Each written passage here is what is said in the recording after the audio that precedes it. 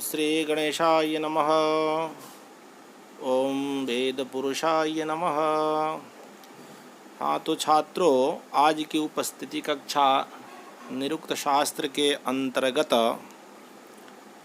प्रथम अध्याय के पंचम पाद का आज हम लोग अध्ययन पूरा करेंगे। तो पाठ जो है वह पूर्ववत ही है। तो मूल पंक्ति में ध्यान देंगे। मूल पंक्ति देखें। यथो ये तद विप्रतिषिधार्थाः भवन्ति इति लौकिकेषु अप्येतद यथा अशपत्नोऽयं ब्राह्मणः अनमित्रो राजा इति यथो ये तद जानन्तं संप्रेष्यति इति जानन्तं अभिवादयते। तो अब जो है अर्थ में ध्यान देंगे। मूल पंक्ति का जो मूल अर्थ है यथो एतद, और यह जो कहा गया था कि परस्पर विरोध वाले होने से मंत्र निरर्थक है, सो भी ठीक नहीं, क्योंकि लौकिकेषु अपि, लौकिक वचनों में भी इस प्रकार का परस्पर विरोध देखा गया है, परंतु वह आक्षेप योग्य नहीं समझा जाता। इसी प्रकार यहाँ भी न समझना चाहिए। यहाँ भी लोकवत उनकी सार्थकता है और तदनुकूल समाधान भी है। एक एवं रुद्र का समाधान महामहिमशाली होने से देवताओं में एक से अनेक होने का सामर्थ्य है, अतः यह परस्पर विरोध नहीं है। जैसे कि हम लोग आगे जब बढ़ेंगे तो दैवत कांड में महाभाग्य देवता या आदि देवताओं का जब अद्भुत सामर्थ्य स्वीकार किया जाएगा। अब रह गई यह बात कि कहीं इंद्र को अजात शत्रु कहा गया और कहीं उसी के मुकाबले में हजारों शत्रुओं को खड़ा किया गया है। सो लोक में भी यह बात देखी जाती है। जैसे अपपत्नोयम ब्राह्मणः, यह ब्राह्मण अजात शत्रु है। भला दुनिया में आज तक ऐसा कोई जन्मा है जिसका कोई शत्रु न हुआ हो, परस्पर उसका किसी ने कभी कोई विरोध न किया हो। सो इस अशपत्न्य का तात्पर्य तो शत्रुओं की न्यूनता में है, सर्वथा अभाव में नहीं। अब आगे मूल पंक्ति है यथो एतद् जानन्तं संप्रेष्यति इति जानन्तं अभिवादयते जानते मधुपर्कम प्राह्येति। और यह जो आक्षेप किया गया था कि जानते हुए देवज्ञ पंडित को मंत्र आज्ञा देता है कि अमुक काम कर, सो यह लोक में भी होता है। जैसे जानंतम, जानते पहचानते, जिनसे प्रतिदिन पढ़ते हैं उन गुरु को भी प्रणाम करते समय अपना मंत्रोच्चारण करने का विधान है। जानते, जानते हुए अतिथि को यह कहा जाता है कि मधुपर्क को, आप मधुपर्क को स्वीकार कीजिए। लोकवत ही यहाँ भी समझना चाहिए, स्वीकार करना चाहिए। जो शास्त्र में है वही लोकेषु, लोक में भी है। तो जिस प्रकार लोक में है वही हमारे इस वेद मंत्रों में है। अब आगे हम लोग देखेंगे। आगे प्रचलित मूल पंक्ति को देखिए। यथो एतद्दिति सर्वमिति लौकिकेष्व अप्येतद् यथा सर्वरसा अभिप्राप्ताः पानीयम् इति। यथो एतद् यत् पुनरेतदुक्तम् अदितिः सर्वमिति।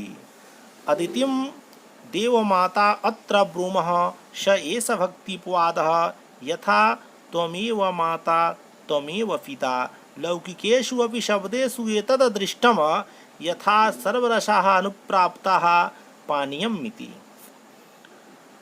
और यह जो आक्षेप उठाया था कि वेद में एक ही वस्तु अदिति को सब कुछ बना दिया गया है, सो यह लौकिकेषु अपि एतद्, यह तो लौकिक वचनों में भी होता है। जैसे सर्वरसा, सबरस पानीयम अनुप्राप्ताः, जल में मिले हुए है, अर्थात क्योंकि जल से ही सब रसों की उत्पत्ति है, अतः लोक में गौड़ी वृत्ति से यह कह दिया जाता है कि जल मिल गया तो मान लो सभी रस मिल गए, सभी रस प्राप्त हो गए, ऐसा माना जाता है।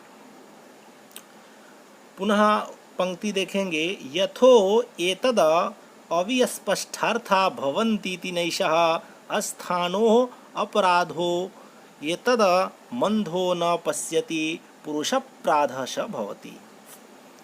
यथा जानपदीषु विद्यातः पुरुष विशेषो भवति पारोवर्यवित्सु तु खलु वेदित्रिषु भूयो विद्यः प्रशस्यो भवति।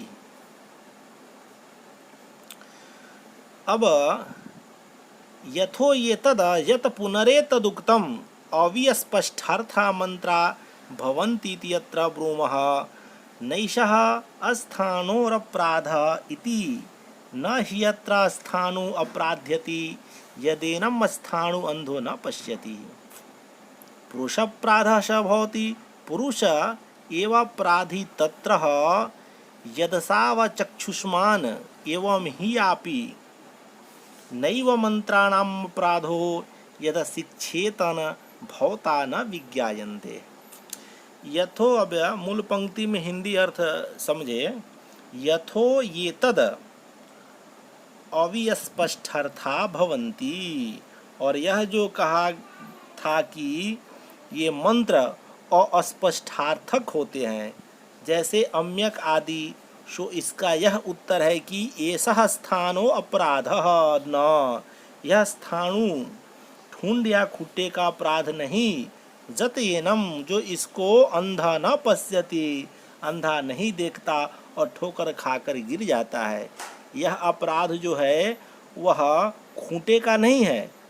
पुरुष अपराध स भवति, यह तो उस अंधे मनुष्य की ही अपराध है, या यह तो उस अल्पज्ञ पुरुष का अपराध है जो परिश्रम करके वेद के अंगों को बिना ढंग से ही पढ़े हुए वेद पढ़ने चल देता है और वहाँ मंत्रों की अस्पष्टार्थ होने का दोष देता है। यथा जिस प्रकार जानपदीषु जनपदे भवा जानपद्याशु चित्रकर्म आदि कलाओं में विद्यातः पुरुष विशेषो भवति, विद्या से हस्त लाघव से मनुष्य में श्रेष्ठ गिना जाता है। जिस किसी काम में जो कोई विशेष नैपुण्य प्राप्त कर लेता है उस काम में उसी की अधिक प्रतिष्ठा होती है, वही प्रमाणिक समझा जाता है। उसी तरह यहाँ भी मंत्रार्थ ज्ञान कौशल से मनुष्य की श्रेष्ठता मानी गई है। यहाँ भी कुछ विद्यमान सुस्पष्टार्थ मंत्रों के भी अर्थ करने में अपने को असमर्थ पाते हैं और कोई उनसे विद्वान होकर अस्पष्टार्थों का भी स्पष्ट करके दिखा देते हैं। पारोवर्यवित्सु पार्योवर्येण विदन्ति तेषु आचार्य परंपराया शास्त्र का श्रवण करने वाले वेदित्रिषु विद्वानों में भूयो विद्या अधिक विद्वान प्रशस्य भवति, श्रेष्ठ गिना जाता है। ऐसा विद्वान और अस्पष्टार्थक मंत्रों का भी सरलता से अर्थ करके दिखा देता है। उसके लिए किसी भी मंत्र का अर्थ करने में कोई कठिनाई नहीं होती। हाँ, जो अधिक विद्यमान नहीं वह अवश्य वेदार्थ ज्ञान से वंचित रह जाता है, और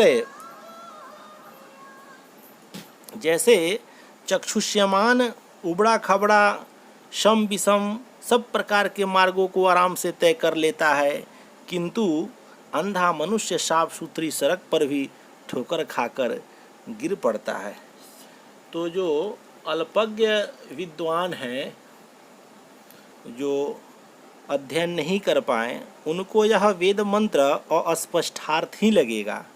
जिस प्रकार बताया गया है कि रास्ते में अगर स्थाणु, अगर खूंटा जो है ठुंडी पड़ी हुई है और अंधा व्यक्ति टकरा करके गिर जाता है, तो उसमें खूंटे का ठुंडी का कोई अपराध नहीं है, वो तो मनुष्य अपराध है। वो तो इस बात को सिद्ध कर रहे हैं कि जिस मनुष्य को वेद जो है, मंत्र जो है अस्पष्टार्थ लगता है, तो उसमें मंत्र की कमी नहीं है, वह अल्पज्ञ पुरुष की कमी है कि अच्छे ढंग से वेदांगों का अध्ययन न करके वेद का अर्थ लगाने का प्रयास करता है। उसके लिए यह अर्थ ठीक उस अस्पष्टार्थी उसे प्रकट होंगे। तो छात्रों, आज की उपस्थिति कक्षा निरुक्त शास्त्र प्रथम अध्याय का जो पंचम पाद था वो पूर्ण हुआ।